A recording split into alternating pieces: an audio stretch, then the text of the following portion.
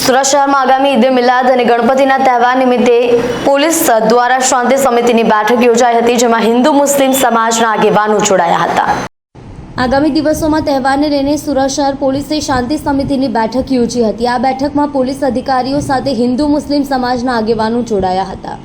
આ દરમિયાન આગામી સોમવારના રોજ ઈદનું જુલુસ અને મંગળવારે ગણેશ વિસર્જન શાંતિપૂર્ણ રીતે સંપન્ન થાય તે માટે યોજાયેલી હિન્દુ મુસ્લિમ આગેવાનોની શાંતિ સમિતિની મીટિંગમાં પોલીસને અપીલને માન આપી મુસ્લિમ સમાજે ભાગળથી નીકળતું ઈદનું જુલુસ રદ કર્યું છે।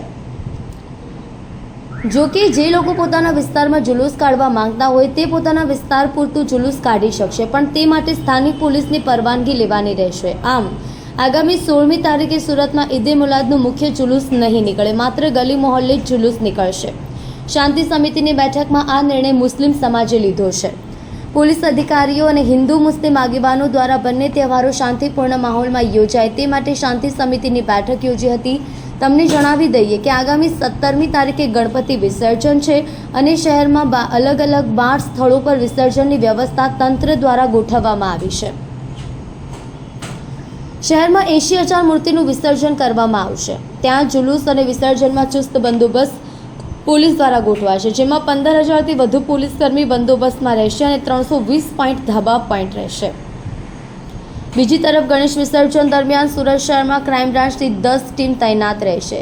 4 SOG team, 7 quick response team, 7 drone કેમેરાથી નજર રાખવામાં આવશે। 900 જેટલા બોડી વોર્ન કેમેરા, 7 વજ્ર વાહનથી કામગીરી, 3000 સીસીટીવી કેમેરાથી નજર, 40 જગ્યા પર પ્રાઇવેટ કેમેરા લગાડવામાં આવશે। ત્યાં 2700 લોકોના અટકાયતી પગલાં લેવાયા છે। બધી જગ્યાએ આપ જોઈ શકો છો, જેટલા બી અમારા પસાર થતા હોય છે સંવેદનશીલ વિસ્તારમાંથી, તો એમાં લગભગ જો અમારા પોલીસના કેમેરાઓ ટોટલ કરી અમારા 1600 જેટલા કેમેરા અમારા લાગેલા છે અને સાથોસાથ કોર્પોરેશનના બી કેમેરા લાગેલા છે। ત્યાં हमारा धारासभ्य श्री एमपी साहब ने ग्रांड में 300 अलग कैमरा आ विस्तारों में लागेला है, फकत आ विस्तारों में।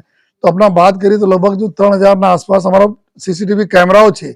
आ सिवाय घણા બધા કેમેરાઓ જે સ્થાનિક નાગરિકો છે જો પોતાના ઘરમાં પોતાના જો કામ ધંધાના જગ્યા ઉપર લગાયેલા છે, જો રોડ ઉપર બી એના રહે છે, એના બી અમે લોકો એનાથી મદદ લઈને એના ઉપયોગ કરવાના છે।